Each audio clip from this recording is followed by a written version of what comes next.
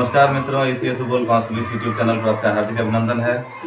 आज हम लोग समीकरण का हल ज्ञात करना सीखेंगे, वो भी एक नहीं 5 विधियों का हल ज्ञात करने की। तो वैसे कई विधियां हैं, जिनमें से सबसे पहले हम लोग प्रतिस्थापन विधि का प्रयोग करेंगे। जिस विधि से हम लोग हल करेंगे उनका यहाँ पे हम लोग नाम लिख देते हैं, जिसका नाम है प्रतिस्थापन विधि, है ना। इस विधि द्वारा हम लोग क्या करेंगे, समीकरण का हल ज्ञात करेंगे। प्रतिस्थापन का मतलब क्या होता है, एक स्थान से उठा करके दूसरे स्थान पर ले जाना, इसी को कहते हैं प्रतिस्थापन। प्रतिस्थापन मतलब एक जगह से किसी वस्तु को हटा करके दूसरे जगह उसको स्थापित करना, यही है प्रतिस्थापन, है ना। तो ऐसे में यहाँ पे देखिए दो समीकरण आपको दिया हुआ है, x + y = 20 और 3x - y = 28। इस समीकरण का हल हम लोग को ज्ञात करना है प्रतिस्थापन विधि द्वारा।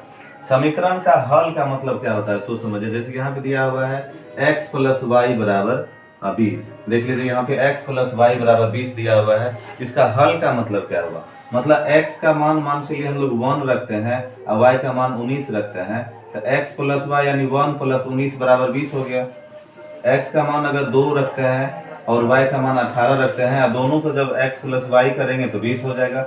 x का मान 3 रखते हैं, y का मान 17 रखेंगे, दोनों को जोड़ने पर 20 हो जाएगा। तो इस तरह से हम लोग x और y का मान रखेंगे और उनको अगर जोड़ेंगे 20 आ जाएगा। तो हम लोग कह सकते हैं कि 1 और 19 जो है इसका क्या है, हल है।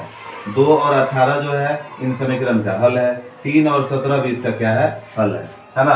तो हम लोग इसी तरह से जो है इन दोनों समीकरण का हल ज्ञात करना है ना। यहाँ तो हुआ सिर्फ एक समीकरण x + y का जो माने हल है, लेकिन यहाँ पे हम लोग को x + y = 20 दिया हुआ है, 3x - y = 28 दिया हुआ है। इसका हल ज्ञात करना है जो दोनों समीकरण को संतुष्ट करे, ठीक है। चलिए कोई बात नहीं। तो सबसे पहले हम लोग क्या करेंगे, लिखेंगे समीकरण 1 से, समीकरण 1 से, है ना। इस तरह से लिख लेंगे समीकरण 1 से। देखिए यहाँ पे हमने लिखा है समीकरण 1 से, आप समीकरण 2 भी ले सकते हैं, ठीक है ना। लेकिन दोनों समीकरण में से उन समीकरण को लेंगे जो आसान हो। तो आसान समीकरण इसमें समीकरण 1 ही है, तो हम लोग लिख लिए हैं समीकरण 1 से। अब समीकरण 1 है x + y = 20, है ना। x + y = 20। तो देखिए x और y में से किसी एक को प्रतिस्थापित कर दीजिए, मतलब बराबर के उस तरफ भेज दीजिए। तो हम लिख रहे हैं यहाँ पे y बराबर, देखिए 20 तो इधर पहले से है, x को उस तरफ भेज देंगे तो ये हो जाएगा 20 - x। इसको हम लोग क्या करते हैं, समीकरण 3 ले लेते हैं, ठीक है। अब देखिए यहाँ पे जो समीकरण 3 प्राप्त हुआ है, लिख लेते हैं यहाँ पे समीकरण 3 का मान, है ना। समीकरण 3 का मान जो है प्रतिस्थापित करेंगे किसमें, तो 1 में या 2 में। ये तो कंफ्यूजन है यहाँ पे कि 1 में पुट करेंगे समीकरण 3 का मान कि 2 में करेंगे। तो देखिए यहाँ पे समीकरण 3 तो 1 से ही आया है ना, तो 1 में हम लोग नहीं रखेंगे, मान रखेंगे किसमें, 2 में। तो यहाँ लिख देते हैं समीकरण 3 का मान समीकरण 2 में रखने पर, है ना, 2 में रखने पर। समीकरण 3 का मान समीकरण 2 में रखने पर, समीकरण 2 है 3x - y = कितना, 28, है ना। अब देखिए यहाँ 3x पहले से ही है और माइनस y के जगह पे हम लोग क्या करेंगे, 20 - x रखेंगे, 20 - x इस तरह से बराबर कितना, 28। अब देखिए 3x तो रहेगा ही, माइनस देखिए यहाँ 20 हो जाएगा और माइनस गुनी माइनस प्लस हो जाएगा, यहाँ x बराबर कितना, 28। अब देख सकते हैं यहाँ पे 3x और x मिलकर के हो जाएगा 4x और माइनस इधर 20 बराबर कितना, 28। तो देखिए यहाँ पे 4x बराबर अब कितना, ये 28 तो इधर पहले से ही है, अब 20 चल जाएगा उस तरफ तो प्लस में हो जाएगा, है ना। यहाँ पर है 4x = 28 + 20 जोड़ करके कितना हो जाएगा, 8 और 2 2 4 48। देखिए 4x = 48, तो x बराबर कितना हो जाएगा, 48/4। यहाँ इसको काटेंगे तो यहाँ आ जाएगा 12 × 4 = 48, ठीक है। तो x का मान कितना निकला, 12 निकला। अब हम लोग क्या करेंगे, इस x का मान देखिए 1 2 3 समीकरण है, तीनों में से किसी एक में रखना है ना। इसमें रखेंगे कि जल्दी से y का मान निकल जाएगा। देखिए अगर हम लोग क्या कहते हैं, समीकरण 3 में इस x के जगह पे उसका मान रख देंगे तो y का वैल्यू सीधा निकल जाएगा। तो लिखते हैं x का मान समीकरण 3 में रखने पर, है ना। समीकरण 3 में x का मान रख देते हैं, तो समीकरण 3 है y = 20 - x, y = 20 - x। यानी देखिए 20, x का वैल्यू निकला है 12, तो 20 में से 12 जब घटेगा तो 8 हो जाएगा। यहाँ पे जो है y का मान कितना निकल गया 8। तो एक तरफ हम लोग क्या करेंगे, x बराबर 12 लिखेंगे और y बराबर 8 लिखेंगे। यही हमारे समीकरण का जो है हल होगा। आइए इस समीकरण का हल हम लोग विलोपन विधि से ज्ञात करते हैं। देखिए विलोपन विधि में नियम होता है कि दोनों समीकरण में से x और y दोनों में से किसी एक का जो है विलोपन किया जाता है, यानी उसको लुप्त किया जाता है। तो लुप्त कैसे होगा, देख लीजिए यहाँ पर ये जो y है प्लस में है, यहाँ पर y जो है माइनस में है। अगर हम लोग क्या कहते हैं दोनों समीकरण को जोड़ देंगे तो प्लस y या माइनस y कट जाएगा, तो y तो विलुप्त हो गया ना, तो हो गया विलोपन विधि। तो हम लोग क्या करेंगे, सबसे पहले समीकरण लिख लेंगे। ये तो आपको क्वेश्चन है, तो यहाँ से हम लोग लिख देते हैं हल, माने इस प्रश्न का हल ज्ञात करना है। तो हल में x प्लस वाई बराबर 20, ये समीकरण एक इस तरह से लिख लेंगे। दूसरा जो समीकरण है 3x माइनस वाई बराबर 28, ये भी हम लोग लिख लेंगे। इसको मान लीजिए कि ये क्वेश्चन है, इस तरह से जो है दो समीकरण रहेगा, उसको लिख लेना है। और यहाँ पर जो है दोनों समीकरण को क्या करेंगे, जोड़ देंगे। तो जोड़ में चिन्ह जो है मतलब जो है बदलता नहीं है, जो जैसे का है वैसे का वैसे ही रह जाएगा। देखिए यहाँ पर ये प्लस वाई है और यहाँ पर ये माइनस वाई है, ये दोनों सबसे पहले कट जाएगा। अगर एक प्लस में है दूसरा माइनस में है, सेम ही संख्या है तो वो कट जाता है। अब इन दोनों को जोड़ेंगे तो x और 3x हो जाएगा कितना, 4x। अब बराबर इधर देखिए 28 और 20, ये हो जाएगा 48। अब देखिए 4x बराबर 48, तो x बराबर कितना 48/4, 12 चौके 48, यानी x का मान कितना आ गया 12। x का मान जो है फिर से 12 आ गया। अब हम लोग क्या करेंगे, यहाँ पे फिर से लिख लेंगे कि x का मान समीकरण, इस बार देखिए 1 और 2 किसी में मान रख देंगे आ जाएगा। तो 1 में ही रखते हैं समीकरण 1 में रखने पर, ठीक है। x का मान समीकरण 1 में रखने पर, समीकरण 1 है x प्लस वाई बराबर 20, यहाँ पर x प्लस वाई बराबर 20 है। x का मान निकल गया है 12, यानी 12 प्लस वाई बराबर 20। तो y बराबर कितना 20, ये 12 उधर जाके घट जाएगा, तो y बराबर कितना हो गया 8। तो x का मान भी निकल गया, देखिए यहाँ पे 12 और y का मान भी निकल गया है 8। चलिए इस समीकरण का हल हम लोग जो है तीसरी विधि यानी वज्र गुणन विधि के द्वारा ज्ञात करते हैं। तो वज्र गुणन विधि से समीकरण का हल ज्ञात करने के लिए सबसे पहले हम लोग क्या करेंगे, दोनों समीकरण को उनके मानक रूप में लिख लेंगे। अब देखिए यहाँ पे मानक रूप में लिखने के लिए एक फॉर्मूला आता है, उनको हम लोग यहाँ पे लिख लेते हैं। मानक रूप है ना, तो a1x plus b1y plus c1 बराबर 0 है ना, ये पहला समीकरण के लिए होता है। और दूसरा समीकरण के लिए a2x plus b2y plus c2 बराबर 0, ये दोनों समीकरण के मानक रूप हो गए। इस तरह से जो है हम लोग क्या करेंगे, इन दोनों समीकरण को लिख लेंगे। तो देख लीजिए यहाँ पे जो समीकरण 1 है, लिख लेंगे समीकरण 1 से, तो x प्लस वाई बराबर 20 है। देख लीजिए इस तरफ 0 लाना है, यहाँ इस तरफ जो है बराबर की उस तरफ 0 चाहिए, तो क्या करेंगे 20 को इधर करेंगे तभी 0 हो जाएगा। तो x प्लस वाई माइनस 20 बराबर कितना 0। इसको यहाँ हल लिख लेते हैं। हल यहाँ से हम लोग हल शुरू कर रहे हैं, दोनों समीकरण यहाँ प्रश्न में दिया हुआ है, हल हम लोग यहाँ शुरू कर रहे हैं। ये देखिए x प्लस वाई माइनस 20 बराबर 0 हो गया। इसमें हम लोग लिख लेते हैं a1 का मान कितना निकला, a1 का मान, x का जो गुणांक होता है वो होता है a1, a1 का मान यहाँ पे इसके पीछे में 1 है। b1 बराबर, तो देखिए यहाँ पे ये y का जो गुणांक होगा, तो y का गुणांक कितना है 1 है। उसके बाद आप लिखेंगे c1 बराबर, तो c1 बराबर देखिए 20 माइनस में है ये, तो यहाँ पे लिखेंगे माइनस 20, ठीक है। अब पुनः लिखते हैं हम लोग समीकरण 2 से, समीकरण 2 से, तो समीकरण 2 है 3x माइनस वाई बराबर 28 है ना। इसको क्या करेंगे, चेंज करेंगे, 3x माइनस वाई माइनस 28 बराबर 0, ये हुआ उनका मानक रूप। इसमें जो है a2 का जो वैल्यू होगा वो होगा 3, b2 का जो वैल्यू होगा वो होगा -1, और c2 का जो वैल्यू होगा वो कितना होगा -28, ठीक है। अब इसमें जो है x और y का जो है मान निकालने के लिए फॉर्मूला होता है, जिसको हम लोग लिख लेते हैं। देखिए इन दोनों समीकरण को हमने सबसे पहले मानक रूप में लिखा और उसके बाद A1 B1 C1 तथा A2 B2 C2 इन सब का मान जो है हमने लिख लिया है। अब क्या करेंगे, x का मान निकालने के लिए डायरेक्ट फॉर्मूला होता है जिसका हम लोग प्रयोग करेंगे। तो यहाँ देखिए सबका मान रख रहे हैं, तो x बराबर ये देखिए B1 और C2 है, यहाँ पे B1 गुना C2, तो B1 तो यहाँ पर है, B1 का मान है देखिए 1, उसके बाद देखिए यहाँ पे गुना C2 का मान कितना है, तो C2 यहाँ मिलेगा -28, C2 कितना है -28।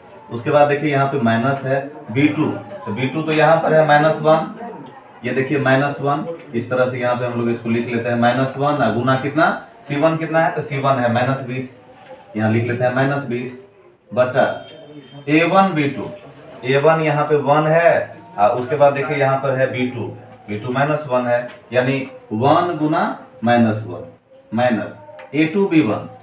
तो देख लीजिए यहाँ पे A2 का मान 3 है और B1 का मान कितना है 1 है, तो क्या कहते हैं A2 का मान 3 गुना A2 के बाद है यहाँ पे B1, तो B1 का मान है 1, इसको यहाँ पे लिख देंगे 1। इसका मान देख लेते हैं यहाँ पे, 1 को अगर -28 से गुना करेंगे तो हो जाएगा -28, यहाँ देखिए 20 माइनस में है, 1 भी माइनस में है, तो 20 गुना 1 तो 20 हो गया, माइनस माइनस प्लस, ये प्लस 20 हुआ, यहाँ माइनस है, तो यहाँ पे हो गया कितना -20।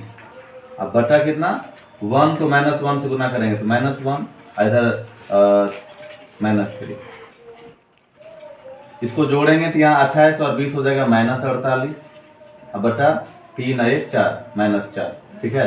सबसे पहले तो ये माइनस माइनस कट गया, 4 से ये 12 12 में कट गया, यानी x का मान कितना निकल गया 12। और जगह के अभाव में हम लोग क्या करते हैं, कुछ देर रुकते हैं, उसके बाद y का मान इसको मिटाने के बाद निकालते हैं।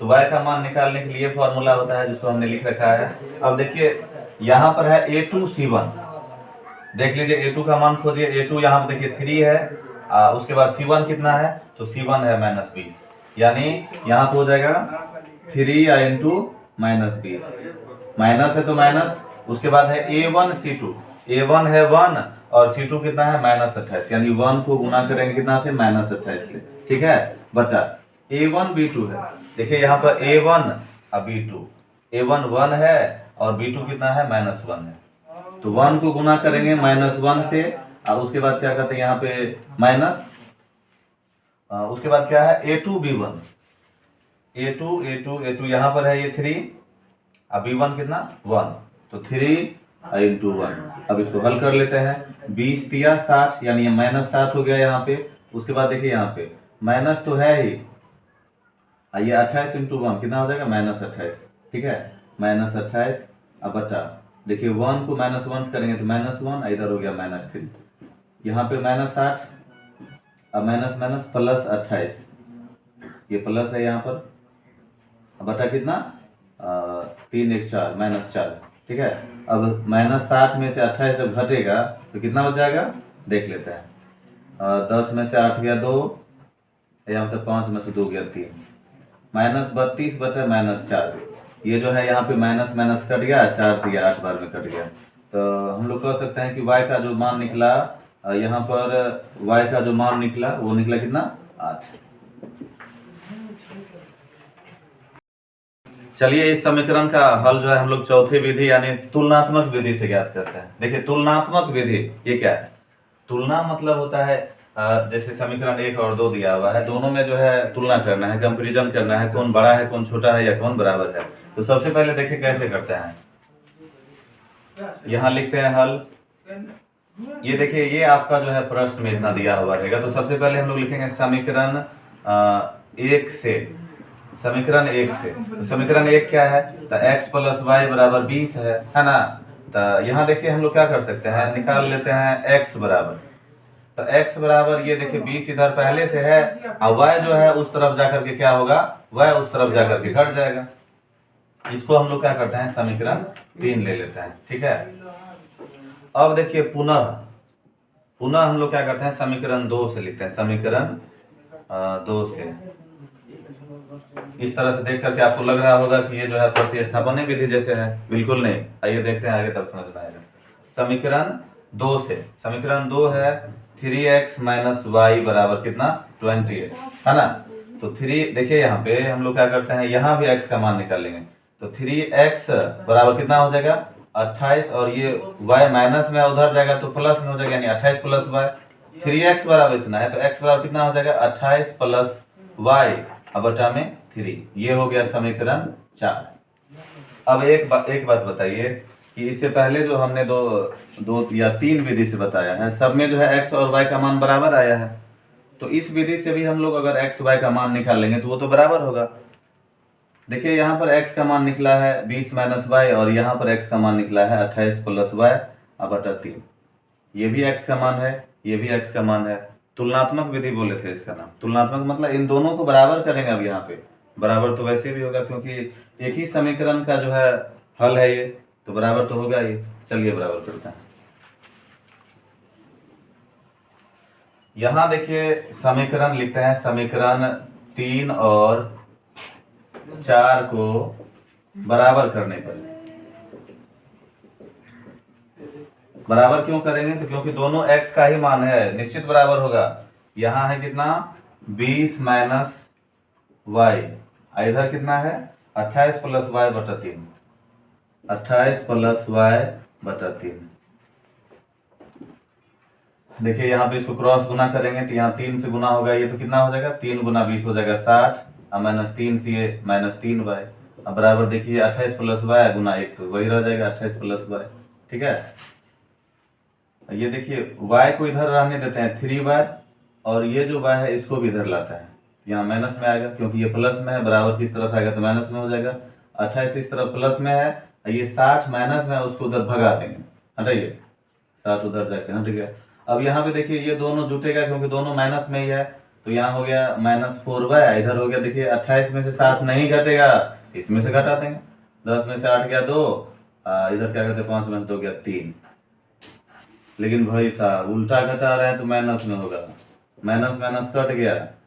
4y बराबर 32, तो y बराबर कितना 32 बटा 4, 4 8 32, यानी हम लोग कह सकते हैं y का मान आया 8, y का मान आया है 8।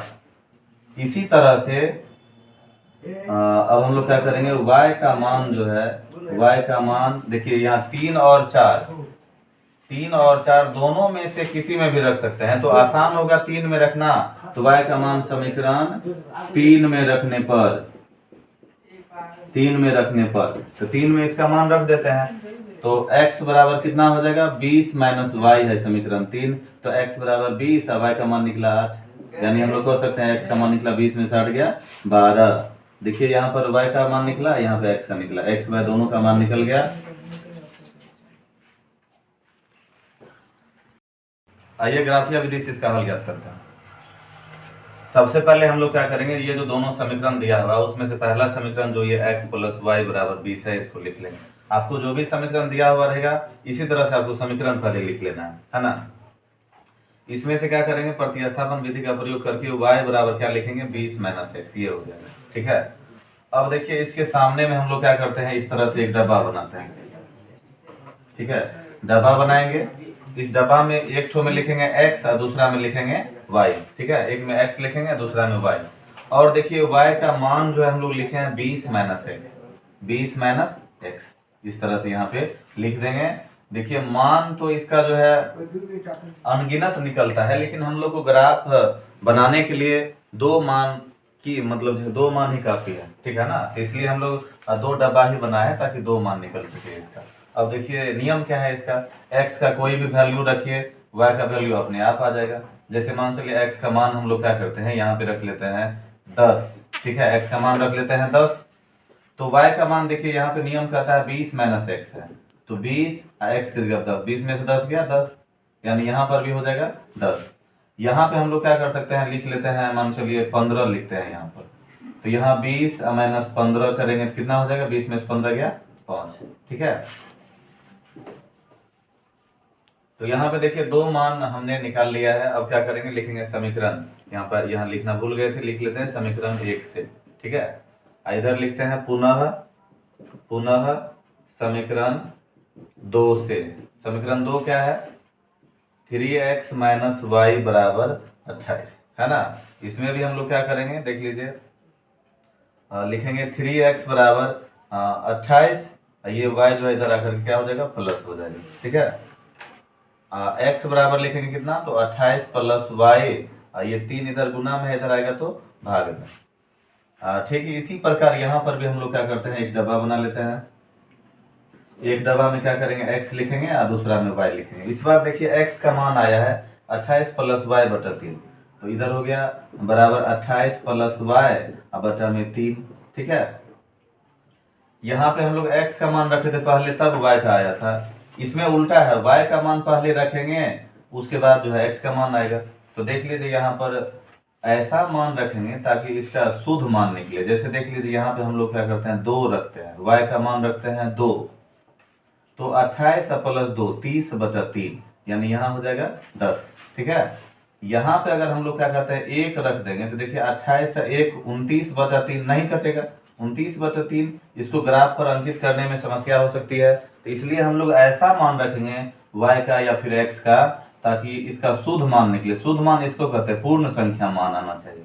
ठीक है, तो यहाँ पर हम लोग y का मान 5 जब रखते हैं, तो 28 से 5 होता है 33, और 33 में 3 से भाग देंगे तो आएगा 11, यानी y का मान हो गया 5, तो x का मान कितना आएगा, 28 से 5 33 बटे 3 11।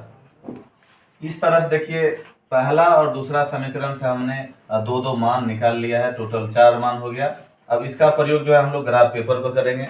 तो आपके पास ग्राफ पेपर होगा, मेरे पास तो अभी ग्राफ पेपर नहीं है, मैं बोर्ड पर ही समझा देता हूँ। चलिए ठीक है, इसको मिटाते हैं खाली। देखते हैं, जगह के अभाव में हमने स्केल का जो दूरी है वो 2-2 सेंटीमीटर कर लिया है, या 2 इकाई कर सकते हैं, 2 इकाई कर लिया है। इससे पहले हम लोग 1-1 का लेकर के देखे थे तो जगह कम पड़ गया था। ठीक है, यहाँ जो है 2-2 के गैपिंग में हमने जो है इसको लिखा है, सब जगह देख लीजिए। ठीक है, अब यहाँ पर जो पहला समीकरण का जो ये मान है, इस मान को हम लोग क्या कहते हैं, यहाँ पे दर्शाते हैं, बिंदु को दर्शाते हैं। देखिए x का वैल्यू 10 है, खोजिए यहाँ पे 10 कहाँ पे होगा, देख लीजिए यहाँ 10 है, सॉरी ये तो y का वैल्यू है, इसमें 10 इधर देखना है। ये देखिए यहाँ पर जो है 10 है, और ये 10 के नीचे में y का वैल्यू भी 10 है। तो कहने का अर्थ हुआ, ये 10 के सामने देखिए, यहाँ पे 10 के सामने ये इधर से ऐसे करके, और ये देखिए 10 यहाँ पर है। ठीक है, इस तरह से मिलाएंगे तो इस बिंदु का नाम देखिए, यहाँ पे 10 और 10, यहाँ पर जो है x भी 10 और y भी 10 है। क्लियर है, उसके बाद देखिए यहाँ पे 15 और 5 है, x का वैल्यू 15 और y का वैल्यू 5। तो देखिए यहाँ पे x का वैल्यू 15 कहाँ पे, ये 14 है, 15 थोड़ा सा इससे आगे ले लेते हैं हम लोग, देखिए बीच में, ठीक बीच में, इसके सामने होगा। इस तरह से हमने इसको कर लिया। अब y का वैल्यू कितना है, यहाँ पे 5 है, तो 5 के सामने देखिए यहाँ 4 है, तो इसके ठीक बीच में 5 होगा, इसको हमने इस तरह से बढ़ाया। ठीक है, तो इस जगह पर ये आकर के मिला है, इसका जो निर्देशांक हो गया वो 15 और 5 हो गया। क्लियर, इन दोनों समीकरण का जो है, पहला समीकरण का जो ये बिंदु अंकित हो गया। अब दूसरा जो समीकरण है ये है 10 और 2, 10 और 2, x का वैल्यू 10 और y का वैल्यू 2। तो x का वैल्यू 10 कहाँ पे है, तो 10 यहाँ पर है, 2 कहाँ पे है, तो इसके यहाँ सामने देख लीजिए, ये हो गया कौन सा, 10 और 2। ठीक है, उसके बाद है 11 और 5। 11 कहाँ पर है, तो 11 देखिए यहाँ पे 10 है, यहाँ जस्ट इसके बीच में 11, और इधर कितना, 4 की जस्ट ऊपर में ये 5, देख लीजिए यहाँ पर ये 10 11 यहाँ पे है, इसके सामने इसको मिला देंगे। यहाँ पर जो है ये क्या हो गया, 11 और 5 हो गया।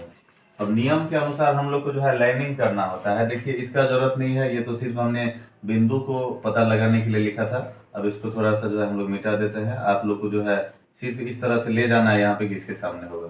ठीक है, इसको मिटा लेते हैं ताकि जो लाइन है वो स्पष्ट दिखाई दे। ठीक है, पहला वाला जो समीकरण था 10 था उसका बिंदु, 15 5 था, 10 10 15 5।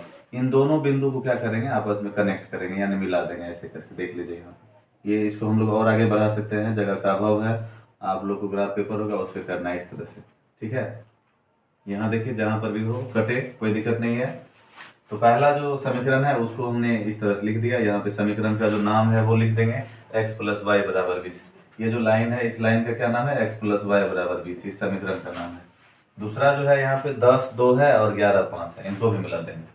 10 2 10 2 और 11 5, इन दोनों को भी हम लोग क्या करेंगे, मिला देंगे। देख लीजिए, इसको आगे बढ़ाएंगे, इसको भी इस तरह से मिलाएंगे। अब देखिए ये रेखा जहां पर भी कटता है ना, ग्राफ पेपर पे ठीक तरह से होगा। यहाँ पे देखिए ये कटा है, तो इसका वैल्यू हम लोग निकाल लेते। देखिए यहाँ पर वैसे 12 है, देख लीजिए x के सामने, यहाँ पे वैसे तो नीचे में 14 है, लेकिन 12 के सामने आना चाहिए 12, और y का वैल्यू देख लीजिए यहाँ पे ये दिख रहा है। तो ये मिस्टेक क्यों हो रहा है, तो मिस्टेक हो रहा है ग्राफ पेपर के चलते। बोर्ड पर ठीक तरह से इसको जो है नहीं बताया जा सकता है। इसी तरह से आपको जो है दोनों समीकरण यहाँ पे ले लेना है, उसका मान रख देना है। दोनों जो रेखा है जहाँ पे कटेगा, तो यहाँ देखिए 12 और 8 इसका वैल्यू आना चाहिए, जो कि लगभग सॉरी यहाँ देखिए 5 नहीं, देखिए ये 8 के सामने तो है, थोड़ा सा ही अंतर आ रहा है। देख लीजिए यहाँ पे 12 8 इसका जो है वैल्यू आएगा। इधर लिख देंगे हम लोग x बराबर कितना, 12 और y बराबर 8, ये आ गया। ठीक है, इस तरह से इसका हल जो है ज्ञात किया जाता है। सबसे अंतिम तरीका से जो है इस समीकरण का हल हम लोग ज्ञात करते हैं, जिसका नाम है अनुमान विधि। ठीक है, यानी अनुमान लगा करके इस समीकरण का हल ज्ञात करना है। आइए देखते हैं। तो अनुमान विधि से जब समीकरण का हल ज्ञात करने जाएंगे, तो उसमें जो है अनुमान कहाँ लगाएंगे, तो ऑप्शन से अनुमान लगाएंगे। इसमें आपको ऑप्शन दिया हुआ रहेगा। ऐसे प्रश्नों का हल जो है अनुमान से निकाला जाता है, यानी अनुमान के लिए कम से कम कुछ तो हिंट होना चाहिए, तो उसके लिए ऑप्शन दिया हुआ रहता है। अगर मान के चलिए आपको ऑब्जेक्टिव टाइप क्वेश्चन में इस तरह समीकरण दे दिया है, मान निकालना है, तो आप लंबी विधि द्वारा उसको जो है नहीं हल कर सकते हैं। तो वैसे में जो है ये अनुमान विधि काफी काम करता है। ठीक है, वैकल्पिक प्रश्नों के लिए काफी इंपॉर्टेंट है। आइए देखते हैं। अब देखिए आपके पास यहाँ पे दो समीकरण है ना, x और y का मान पहले ही दे दिया है, तो चलिए चेक कर लेते हैं। x का मान 8 है, y का मान 12 है, तो 8 12 20, यानी पहला समीकरण ऑप्शन ए से संतुष्ट है। अब दूसरा नंबर पे चलिए, दूसरा समीकरण है 3x माइनस वाई बराबर 28। तो यहाँ देखिए 3 और x की जगह कितना 8 माइनस y की जगह पे 12। अब देखिए 8 तिया 24, 24 में से 12 बचेगा, तो यहाँ 12 बचेगा, है ना, लेकिन यहाँ पे क्या है 28, यानी ये मान जो है y का मान समीकरण 2 को संतुष्ट नहीं करता है, अतः ऑप्शन ए जो है इसका आंसर नहीं हो सकता है। अब देखिए दूसरा क्या है, दूसरा में है x का मान 12 और y का मान 8। तो देखिए x प्लस वाई यानी 12 8 20 तो हो गया, पहला समीकरण को ये संतुष्ट कर रहा है। अब दूसरा समीकरण में रखते हैं इसको, 3 x की जगह कितना 12 माइनस y की जगह पे 8। अब देख लीजिए 12 तिया 36 और 36 में से 8 गया तो 28 बच जाएगा, यानी ये जो है x और y दोनों मान समीकरण 1 और 2 को क्या कर रहा है, संतुष्ट कर रहा है, अतः हमारा आंसर जो है ऑप्शन बी हो गया। ठीक है, तो अभी आपने सीखा समीकरण का हल ज्ञात करना, वो भी एक नहीं 6 विधि द्वारा। अगर आपको ये वीडियो अच्छा लगता है तो कृपया हमारे चैनल को सब्सक्राइब कीजिए। जय हिंद।